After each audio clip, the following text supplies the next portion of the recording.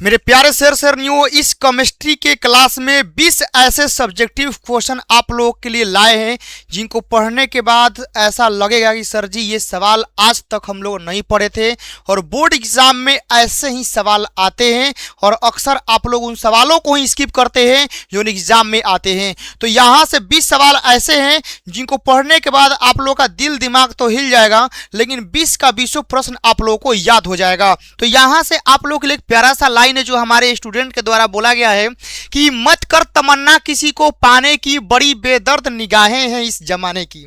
मत कर तमन्ना किसी को पाने की, बड़ी बेदर्द निगाहें हैं इस जमाने की।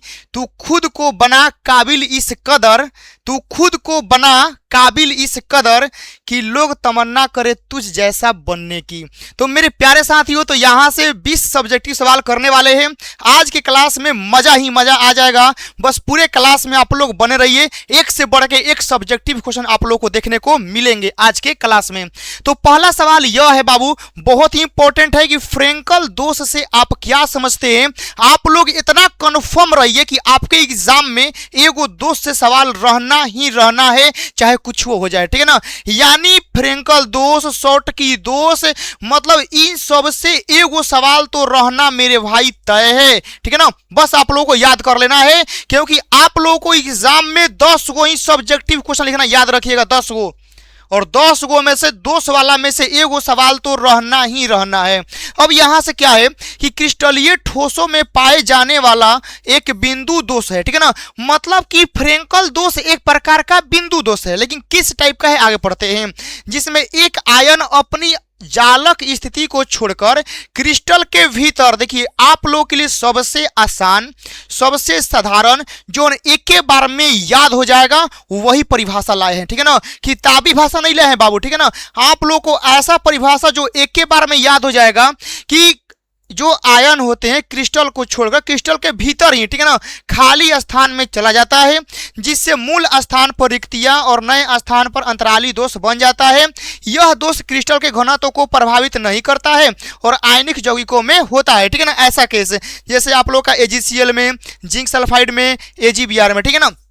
तो ये होता है। यदि आप लोग ये परिभाषा आप लोग अपने एग्जाम में लिख देते हैं तो यकीन मानिए कि 2 नंबर आपने चुरा लिया है, ठीक है ना। मतलब कि 2 नंबर आपका पक्का हो गया बाबू। तो फ्रेंकल दोष में किसी प्रकार का कोई दिक्कत किसी बच्चे को नहीं होना चाहिए। आगे आते हैं इंग्लिश मीडियम बच्चों वाले के लिए कि बताना है कि फ्रेंकल डिफेक्ट क्या होता है। ध्यान से देखिएगा, it is a point defect. सबसे पहले ही लिखना है कि it is a point defect found in a crystalline solid, ठीक है ना। मतलब क्रिस्टलाइन सॉलिड में ये क्या होते हैं, पॉइंट डिफेक्ट होते हैं। In which an ion leaves its lattice position and moves an interstitial site, ठीक है ना। इनर्शियल का मतलब क्या होता है कि अंदर ही, इंटर, ठीक है ना, मतलब वह अंदर ही रहेगा कहाँ, क्रिस्टल के। एंड वहां पर क्या करेगा कि जब वहां से हट के क्रिस्टल के मतलब वो कहीं पर शिफ्ट हो जाएगा तो उसका अपना स्थान होता खाली हो जाएगा। जैसे समझिए कि आपका एगो दोस्त है, ठीक है ना, वह समझिए कि आगे बैठा है और आप चाहते हैं कि नहीं हम उसके पास बैठे, ठीक है। तो आप अपना स्थान छोड़ के जाके ओकरे पास, मतलब कोचा कोची में, ठीक है ना, हे तनवीन चल आगे तनी वही हमरों को घुसे दे, तो आप लोग घुस के बेंच में बैठ गए तो आपका स्थान मतलब खाली हो गया ना। वही होता है फ्रेंकल दोष, कि अपना स्थान छोड़ के कोनो दूसरा के पास जाके चिपक जाता है कि ना हम तोरे पास रह, हम अपना जगह पे ना रहम। तो ये आपन जगह ये छोड़ देता है, तो आपन जगह ये छोड़ने से एक स्थान में खाली हो जाता है। एक हम लोग कहते हैं फ्रेंकल डिफेक्ट। अगला सवाल आता है कि आदर्श विलयन से क्या समझते हैं। ये विलयन वाला से भी सवाल एगो रहेगा, चाहे वो मोलरता किसे कहते हैं, मोललता किसे कहते हैं, चाहे परासरण दाब, चाहे जौन भी रहे, ठीक है ना। विलयन से एगो 2 सवाल तो 2 नंबरिया में रहबे करता है और हमारा टारगेट वही है कि आप लोग एग्जाम में जौन आएगा वही कराना है बाबू। तो आदर्श विलयन क्या था कि वह विलयन जो सभी सांद्रता और तापमानों पर राउल्ट के नियम का पालन करता है, तो उसे आदर्श विलयन कहते हैं। एकदम सटीक और वही परिभाषा है जो एग्जाम में आप लोगों को लिखना है। बस एक लिख लिख के प्रैक्टिस कर लेना है। अगला आता है कि प्रासरण दाब को परिभाषित करें। प्रासरण दाब क्या होता है? देखिए, वह न्यूनतम बाह्य दाब जिसे किसी विलयन पर लगाया जाता है ताकि एक अर्ध पारगम झिल्ली के माध्यम से शुद्ध विलायक में प्रासरण की क्रिया को रोक सके, तो उसे प्रासरण दाब कहते हैं। प्रासरण दाब वह होता है, वह मतलब बाह्य दाब होता है कि जो प्रासरण की क्रिया को ही रोक देवे। मतलब एकरा का रटना नहीं है। प्रासरण दाब यानी बाहर से लगने वाला वह दाब जो प्रासरण की क्रिया को ही रोक दे बाबू, तो उसे प्रासरण दाब कहते हैं और इसे हम लोग पाई से सूचित करते हैं। यो आप लोग याद रखिएगा। बस इतना आप लोग लिख देते हैं तो एग्जाम में 2 नंबर आपका मिलना तय है। और यहां देखिए शॉर्टकट में याद रखने वाला लिखेंगे वह है बाह्य दाब जो प्रासरण की क्रिया को रोक दे, उसे प्रासरण दाब कहते हैं। एकदम छोटा सा परिभाषा, वही जो एग्जाम के पॉइंट ऑफ व्यू से है, जो आप लोग अपने पेपर में लिखना है और नंबर सबसे हाई स्कोर कर देना है। यहां से अगला सवाल, कॉपर सल्फेट को जिंक के पात्र में क्यों नहीं रखा जाता है? क्या आप चाहेंगे कि आपकी गर्लफ्रेंड के घर में सरकारी रिश्ता आए? चाहेंगे? आप जिससे प्यार करते हैं आप तो क्या चाहेंगे कि उसके घर में सरकारी रिश्ता आए? नहीं। काहे नहीं चाहेंगे? काहे कि मेरे से शादी ना होके उसके साथ शादी हो जाएगा। वही बात यहाँ भी होता है कि हम लोग कॉपर सल्फेट को जिंक के पात्र में नहीं रखते हैं क्योंकि बाबू जो जिंक है ना, ये सरकारी दामाद है, याद रखिएगा। ये जिंक क्या है? ये सरकारी दुल्हा होता है। हई जौन कॉपर है ये ससुरा बेरोजगार होता है। क्या होता है? बेरोजगार। अब समझिएगा कि जैसे ही आप यहाँ रखते हैं, देखिए कॉपर सल्फेट यहाँ लिखते हैं, कॉपर सल्फेट हो गया और प्लस का आप लोग का जिंक हो गया। जैसे ही आप इसके साथ रिएक्शन करवाएंगे तो आपको पता है कि कॉपर बेरोजगार है, जिंक सरकारी है, ठीक है ना। तो यहाँ जो होगा ना, जिंक के साथ चल जाएगा सल्फेट और बेचारा कॉपर अलग हो जाएगा, ठीक है ना। कॉपर क्या होगा? अलग होगा। वही इसको बोलते हैं विस्थापन रिएक्शन। अब यहाँ देखिएगा, कॉपर सल्फेट को जिंक के बर्तन में इसलिए नहीं रखा जाता है क्योंकि जिंक जो होता है कॉपर से ज़्यादा अभिक्रियाशील धातु है। ज़्यादा अभिक्रियाशील मतलब क्या? कि मतलब इसके पास जॉब है, ठीक है ना। क्या है? जॉब है, पैसा कमा रहा है, ज़्यादा अभिक्रियाशील है। और यह कॉपर सल्फेट के घोल के साथ रासायनिक अभिक्रिया करके उसे विस्थापित कर देता है, जिससे जिंक सल्फेट और कॉपर बन जाते हैं और बर्तन को नुकसान पहुँचाता है। यह एक विस्थापन अभिक्रिया है, डिस्प्लेसमेंट रिएक्शन हम लोग एकरा के कहते हैं, याद रखिएगा। तो ये आप लोग कभी जिंदगी में नहीं भूलिएगा, एकदम याद रखना है कि जिंक जो होता है सरकारी दुल्हा होता है, कॉपर बेरोजगार होता है। दोनों सटेगा तो बेरोजगार वाला का कहानी सत्यानाश हो जाएगा कि वो पूछने वाला रहता नहीं है, ठीक है ना। कुत्ता लेखा रोड पे मारल चलेगा अपना सही। अब यहाँ से अगला सवाल आता है, देखिएगा इंग्लिश मीडियम में लिखे कि copper sulphate is not a store in a zinc container, ठीक है ना। जिंक कंटेनर में हम लोग इसको स्टोर नहीं कर सकते हैं, काहे कि ये ससुरा अलग कर देगा। वही आप लोग डिस्प्लेसमेंट रिएक्शन के हम लोग अनुसार क्या करते हैं? अलग अलग कर देता है। अगला आता है कि सेल स्थिरांक को परिभाषित करें। सबसे वीवीआई सवाल है बाबू, सेल स्थिरांक, ठीक है ना। और आप लोग इसका आज तक गलत परिभाषा याद किए हैं, गलत परिभाषा। जो एग्जाम में लिखना है, जो पेपर में लिखना है, वही याद नहीं करते हैं। पता ना आप लोग किताबी भाषा याद करते हैं और एग्जाम में आप लोग लिखते हैं, नंबर भी कम मिलता है। यहाँ का लिखना है कि सेल स्थिरांक एक अनुपातिक स्थिरांक है जो किसी चालकता सेल के 2 इलेक्ट्रोडों की बीच की दूरी और उनके अनुप्रस्थ काट क्षेत्रफल के अनुपात यानी L/A को दर्शाता है, जिसका उपयोग विलयन के प्रतिरोध की उसकी चालकता से जोड़ने के लिए किया जाता है और इसे G से सूचित करते हैं। और इसका आमतौर पर जो इकाई होता है सेंटीमीटर इनवर्स होता है। क्या इतना डिफिनेशन आप लोग लिख देंगे तो जो कॉपी चेक करने वाला रहेगा वो क्या खोजता है?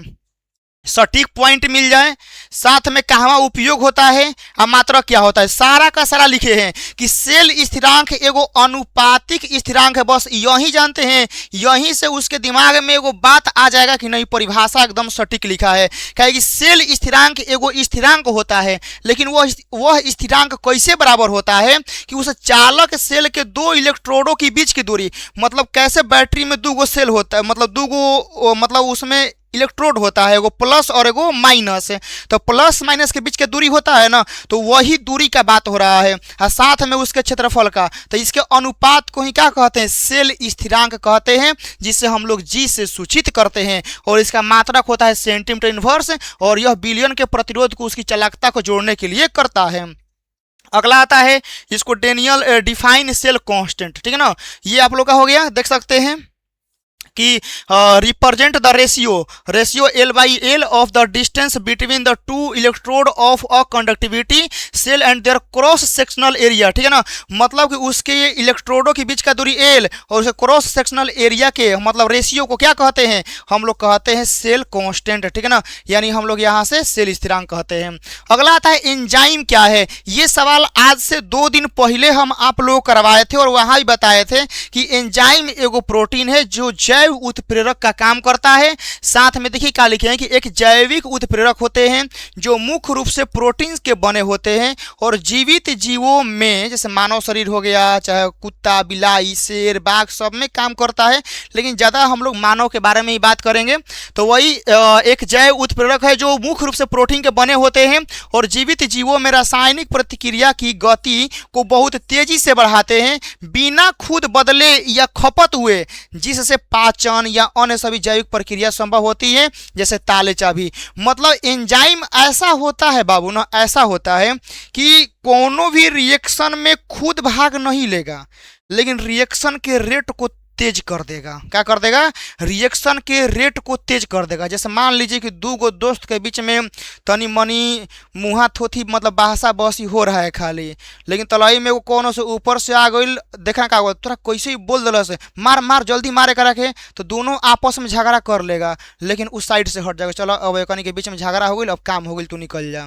तो दोनों के बीच में झगड़ा करवा के तो चला गया, मतलब पहले बहसा बहसी हो रहा था, अब लाठा लाठी करवा दिया, लेकिन खुद भाग लिया मारामारी में नहीं, खुद साइड हो गया। वही बात होता है उत्प्रेरक के साथ है कि ससुरा ये ऐसा होता है, ठीक है, कि रिएक्शन को फास्ट कर देगा, बात आया समझ में, लेकिन रिएक्शन में भाग नहीं लेगा। याद रखिएगा क्या लिखे हैं, बिना खुद बदले, खुद बदलबो नहीं करेगा, खपत भी इसका नहीं होगा, लेकिन रिएक्शन का काम तमाम कर देगा बाबू, जैसे ताला चाबी का कहानी होता है। ऐसे ही हम लोग आगे बढ़ते हैं। कमरे के तापक्रम पर H2O मतलब क्या, पानी तरल होता है, लेकिन H2S गैस होता है। यहाँ देखिएगा पानी का सूत्र होता है H2O, एगो ओसही है H2S, तो हई यहाँ पर ऑक्सीजन होने से ये बन गया लिक्विड और यहाँ सल्फर होने से गैस बन गया, ऐसा का है। तो बाबू याद रखना, पानी इसलिए होता है क्योंकि पानी के अणुओं के बीच में हाइड्रोजन बॉन्ड कार्य करता है, जिससे उनको बांध के रखता है, और यहाँ पर सल्फर का आकार बहुत बड़ा होता है और आकार बड़ा होने से इनको बांधना क्या होता है, मुश्किल हो जाता है। बात आया समझ में। अब यहाँ मेरे कहने का मतलब क्या है कि आप कुत्ता को, बिलाई को, आप शेर को भी बांध सकते हैं, हाथी को बांध सकते हैं, है पॉसिबल।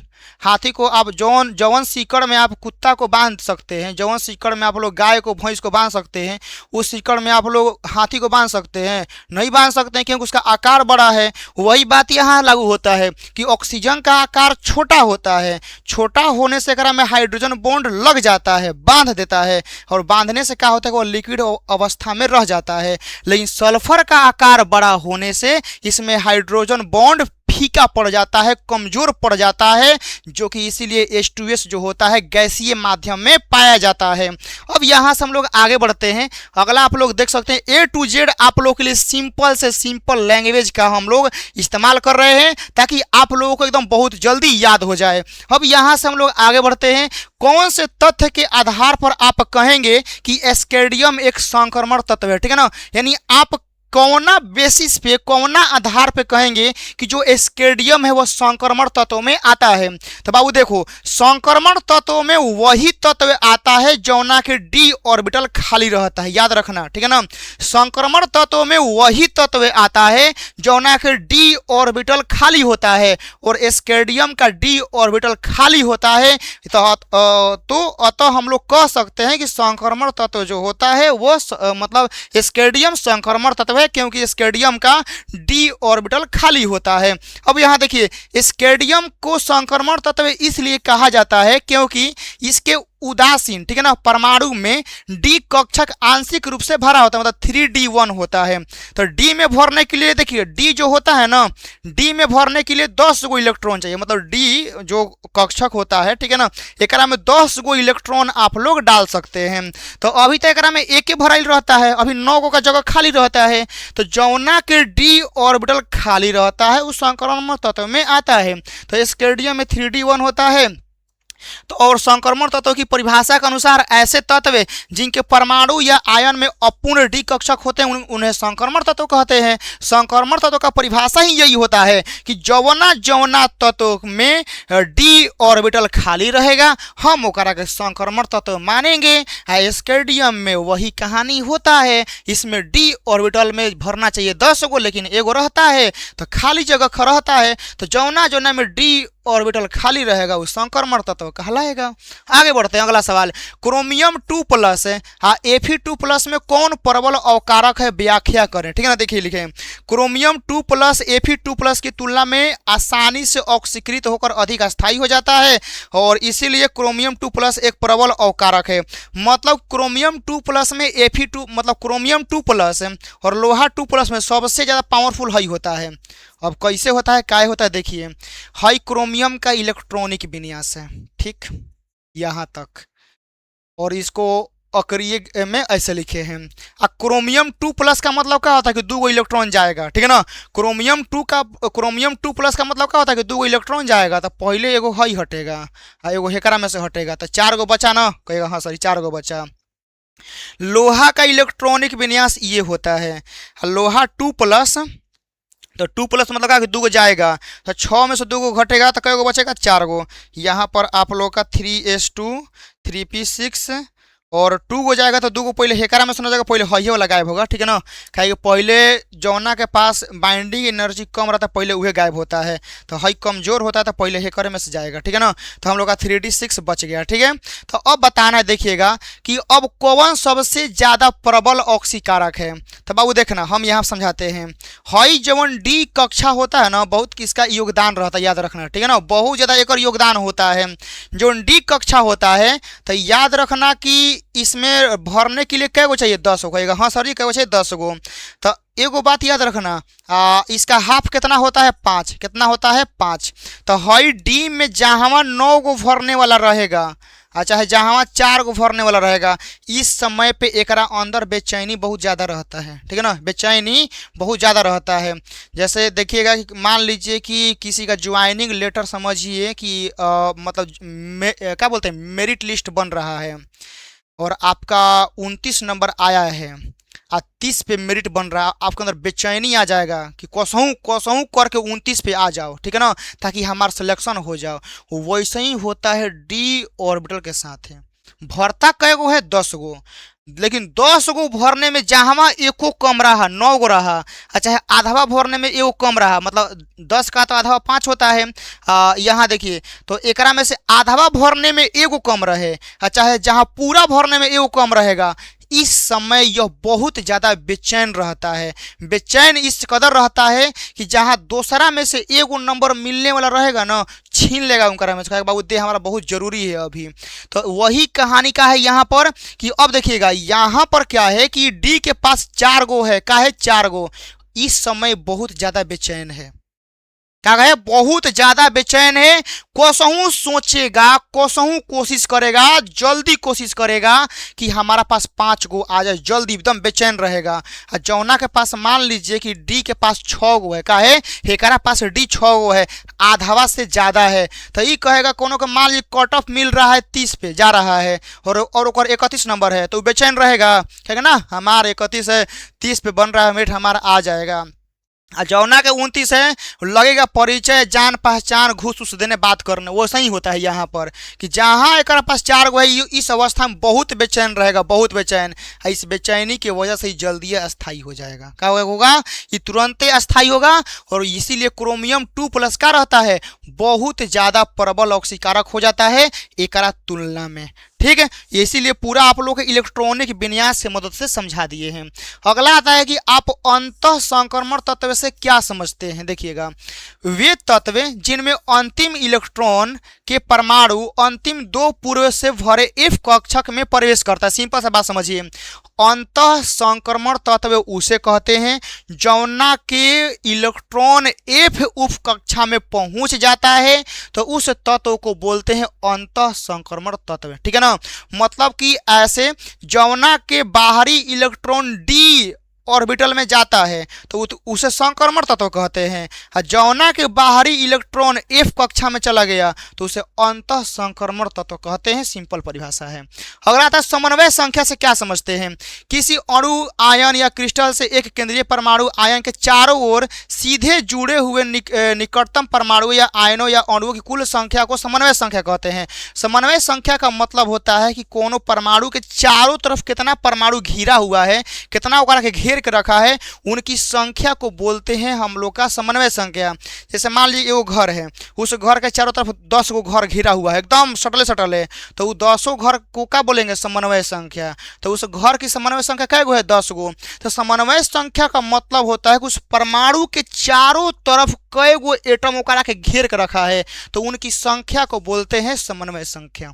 अगला आता है द्विदंतुर लिगेंड से क्या समझते हैं? द्विदंतुर लिगेंड, देखिए द्विदंतुर लिगेंड वह लिगेंड होता है जो एक समन्वय यौगिक में केंद्रीय धातु परमाणु या आयनों के साथ दो दाता परमाणु के माध्यम से जुड़ता है। नामे है द्विदंतुर। द्विदंतुर मतलब कि दो दाता परमाणु के साथ जुड़ा रहेगा, तो उसे क्या कहते हैं? द्विदंतुर। बस यही याद रखना है, जिसमें एक स्थिर वलय का निर्माण होता है, इतना लिख देना है। अगला आता है एल्डिहाइड के ऑक्सीकरण से क्या मिलता है? एल्डिहाइड के ऑक्सीकरण से मुख्य रूप से कार्बोक्सिलिक अम्ल मिलता है, COOH ग्रुप मिलता है। नेक्स्ट यहां से आगे आते हैं जल में घुलनशील वसा, जल में घुलनशील एवं वसा में घुलनशील, यहाँ से अलग है, ठीक है ना। वसा में घुलनशील विटामिन का नाम लिखना है। देखिए जल में घुलनशील विटामिन होता है बी कॉम्प्लेक्स, वही B1 B2 ये सब, और विटामिन सी। याद रखिएगा जल में घुलनशील विटामिन 2 गो बी और सी होता है, और वसा में घुलनशील विटामिन होता है ADE जो शरीर में जमा हो सकते हैं और इन्हें वसा के साथ अवशोषित किया जा सकता है। बस इतना आप लोगों को लिखना है। यानी आज के क्लास में पूरी तरह से जानते हैं जानलेवा है, जानलेवा। 20 गो सब्जेक्टिव मतलब समझिए कि 4-5 को तो लड़ना एकदम तय है एग्जाम में। तो ये वसा के साथ होते हैं। तो जल में जो घुलनशील विटामिन होते हैं विटामिन बी कॉम्प्लेक्स और विटामिन सी होता है, और वसा का पूछेगा तो ADE होता है। बाकी यह एक को पूछा था लेकिन हम सब लिख दिए हैं, एग्जाम में कोनो याद रहेगा तो कोनो तो लिखाएगा। अगला आता है कि मोललता और मोलरता को परिभाषित करें। देखिए मोललता क्या होता है, लिख दे। पहले मोलरता आए हैं, किसी बिलियन के 1 लीटर आयतन में घुले हुए विलय की मोलों की संख्या को मोलरता कहते हैं, और इसका सिंबल होता है बड़का एम। याद रखिएगा मोलरता क्या होता है? किसी बिलियन के 1 लीटर आयतन में घुले हुए विलय की मोलों की संख्या को मोलरता कहते हैं। हाँ, मोललता क्या होता है? मोललता आप लोग का होता है किसी विलायक के 1 किलोग्राम द्रव्यमान में घुले हुए विलय की मोलों की संख्या को मोललता कहते हैं, और इसे छोटका एम से सूचित करते हैं। बाकी यह तापमान पर निर्भर नहीं करता है, मात्रक मोल प्रति केजी होता है, या हम लोग छोटका एम से लिखते हैं। तो A to Z आप लोगों के लिए चीज हम यहाँ पर लिख दिए हैं। संघनन और बहुलीकरण में क्या अंतर है? वह अभिक्रिया जिसमें छोटे छोटे अणु आपस में मिलते समय कई छोटे अणु जैसे जल, HCl, NH3 बाहर निकलता है। जैसे आप लोग क्या करते हैं, जैसे एग्जाम्पल बताते हैं। जैसे आप लोग धान का तो दिन आ गया है, धान में क्या होता है कि पहले खरिहान लगता था, उसमें ढेरी लगता था, उसमें हम लोग ओसाते थे, तो उसमें खखरी निकलता था। क्या होता? खखरी निकलता था। तो संघनन में वही कहानी होता है कि जब कोई पदार्थ बनेगा ना तो ओकरा में से छोटा छोटा अणु निकलते रहेगा। कभी कभी जल निकल जाएगा।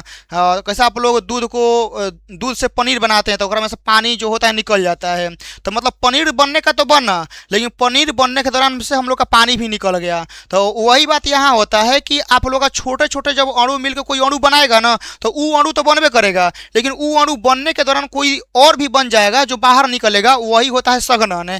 लेकिन हम लोग का बहुलीकरण में क्या होता है कि बहुलीकरण में सब मिल के बनता है, इसमें कोई बाहर नहीं निकलता है। बहुलीकरण में कोई भी अणु बाहर नहीं निकलता है, सारे अणु जुड़कर एक बड़ा अणु बनाते हैं। अगला क्या है कि यह अपेक्षाकृत जटिल अणु बनाते हैं। संघनन में क्या होता है? जटिल बनता है, और बहुलीकरण में अत्यधिक अणुभार वाले बहुलक मतलब बहुत भारी वाला मतलब बहुत बड़ा मतलब परमाणु अणु बनता है। और संघनन में क्या होता है कि इसका एग्जांपल है नायलॉन, पॉलिस्टर, टेरिलिन, पॉलीयूरेथेन, ठीक है ना। लेकिन बहुलीकरण में क्या है? पॉलीथीन, PVC, पॉलिस्टराइन, ये सब आप लोग का आता है। यहाँ से अगला आता है कि उत्कृष्ट गैस निष्क्रिय काय होता है। सिंपल सा भाषा याद रखेगा, उत्कृष्ट गैस अक्रिय इसलिए होता है क्योंकि इसके ऑर्बिटल पूर्ण रूप से भरे होते हैं। बात आया समझ में? ये कोनो से ना रिएक्शन करता है ना कोनो से भाग लेता है। जैसे आज के समय में अमेरिका है, चाइना है, ठीक है ना। इस सब के पास पैसा का कोई कमी नहीं है, किसी के पास हाथ फैलाने का जरूरत नहीं है, ठीक है ना। और न इन लोग कोनो के दबाव में आता है। क्या सुने हैं कि अमेरिका कोनो के दबाव में रहता है? क्या सुने हैं कि चाइना कोनो के दबाव में रहता है? नहीं, क्या है कि सब सेल्फ डिपेंडेंट है, पैसा अथाह मात्रा में है, अपना काम स्वयं कर लेगा। वही कहानी इसमें मतलब आता है कि उत्कृष्ट गैस में क्या होता है कि सबसे बाहरी इलेक्ट्रॉन कोष में पूरी तरह से भर जाते हैं, मतलब जितना एकरा में उपकक्षा आता है ए टू जेड फुल फिल रहता है, ए टू जेड। कौनों के पास गरीबी, कौनों के पास कुछ नहीं, एकदम पूरा संपूर्ण पूर्ण रूप से भरल रहता है। जब भरल रहता है तो कहेगा कि तोहनी के मरसन चाहे जियसन, हम ना इलेक्ट्रॉन देम ना हमारा चाहिए। अब समझिए कोनो देश मर जाए या चाहे कंगाल हो जाए, अमेरिका चाइना उसे क्या करेगा? फायदा ही फायदा करेगा। वो थोड़े कहेगा कि ना तुम भी विकसित हो जाओ, ऐसा चाहेगा? नहीं चाहेगा। तो वही इसमें आप लोगों को याद रखना है कि बाहरी इलेक्ट्रॉन उपकोष में क्या होता है कि इसके पास पूर्ण रूप से भरे होते हैं, न यह किसी को दे सकता है न यह किसी को लेगा, अपन आराम से चुपचाप बैठ जाएगा, ठीक है ना। अब तो नहीं कि अपन जो करेगा करसन, अपन आराम से अकेले रहता है। इसीलिए क्या करता है, यह निष्क्रिय बोलते हैं कि नोबेल गैस जो होते हैं उत्क्रिय गैस, निष्क्रिय गैस, ये अक्रिय होते हैं। अगला आता है कि जिसमें इलेक्ट्रॉन को खोने या पाने से करने की आवश्यकता नहीं होती है। अगला सवाल है कि नाइट्रोजन अणु कम क्रियाशील काहे होता है? नाइट्रोजन अणु कम क्रियाशील इसलिए होता है क्योंकि नाइट्रोजन के जो सूत्र होता है वह N2 होता है। जैसे ऑक्सीजन का कैसे होता है, ऑक्सीजन का सूत्र O2 होता है, तो इसमें ऑक्सीजन और ऑक्सीजन के बीच में डबल बॉन्ड होता है, तो वो सही N2 होता है। तो N2 में क्या होता है ना कि N और N के बीच में ट्रिपल बॉन्ड होता है। तो अब बताइए, डबल बॉन्ड ज़्यादा बरियार होगा कि ट्रिपल बॉन्ड बरियार होगा? तो कहेगा सर जी ट्रिपल बॉन्ड बहुत बरियार होता है, कहेगा में 3 गो बॉन्ड काम कर रहा है। तो वो सही N2 अणु जो होता है ना, ये बहुत मजबूत होता है 3 गो बंधन के कारण से।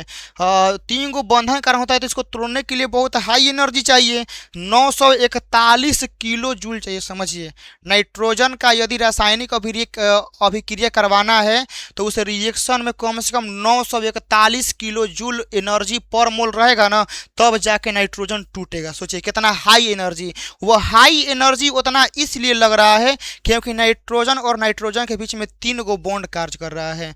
यदि सिंगल बॉन्ड रहता ना तो बहुत कम में काम हो जाता, लेकिन यहाँ पर ट्रिपल बॉन्ड है, तो इसको तोड़ने के लिए हाई एनर्जी चाहिए, और हाई एनर्जी चाहिए तो इसीलिए कोनो कोनो में जल्दी रिएक्शन कार्य नहीं करता है। और मान लीजिए कि क्या बोलते हैं, और कोनो कोनो देखते हैं कि महंगा महंगा हीरो होता है कोनो, जैसे सलमान खान, शाहरुख खान, और कोनो कोनो साउथ में है, तो उस सब का रेट ज़्यादा होता है। और मान लीजिए कि कोनो को फिल्म बनाना है 2-4 करोड़ के, तो वो सलमान खान को बुलाएगा, उसका फीस है 50 करोड़। अब फिल्में 2 करोड़ का बन रहा है और सलमान खान का फी जो है 50 करोड़ रुपया है, तो क्या फिल्म बन पाएगा? नहीं। तो इसीलिए नाइट्रोजन जो होता है बहुत अधिक मतलब रिएक्शन में भाग नहीं ले पाता है, क्योंकि इसको तोड़ने के लिए हाई एनर्जी चाहिए, और हाई एनर्जी किसी के पास रहता नहीं है। हाँ, किसी रेयर केस में यदि एनर्जी उससे ज़्यादा है तो ये टूट जाएगा, ठीक है ना।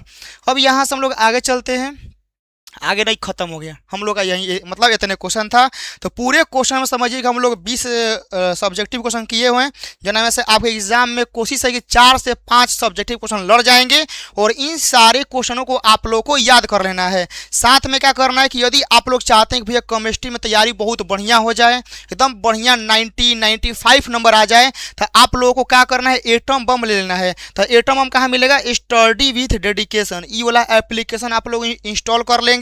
उसी में जैसा ही इंस्टॉल करके आईडी बना के अंदर आप लोग एंट्री जैसा ही करेंगे तो मेन स्क्रीन पर एगो पोस्टर मिलेगा एटम बम का, जिसमें 250 रुपया लिखा हुआ है। आप लोग उसे परचेस कर लेंगे, और ग्रुप में आप लोग को जुड़ना है तो ग्रुप में जल्दी से सारे बच्चे जुड़ जाएंगे। इस नंबर पे मैसेज करके, ठीक है ना, कि सर जी हमारे के ग्रुप में जोड़ दीजिए। तो क्या करना है कि आप लोग को अपना नेम, ठीक है ना, और आप लोग को अपना डिस्ट्रिक्ट लिख के भेज देना है, मैसेज कर देना है। हम आप लोग को ग्रुप में क्या करेंगे, तुरंत जोड़ देंगे, ठीक है ना। तो तुरंत ग्रुप में जुड़ने के लिए अपना नेम और डिस्ट्रिक्ट के नंबर पर मैसेज कर देना, हम आप लोग तुरंत ग्रुप में जोड़ देंगे। एटम बम लेने के लिए आप लोग अपना एप्लीकेशन डाउनलोड कर लीजिएगा। बाकी मिलते हैं नेक्स्ट वीडियो में, और भी कोई आप लोगों का डाउट होगा तो जरूर बताइएगा, और यह क्लास कैसा लगा ये बताइएगा। जय हिंद।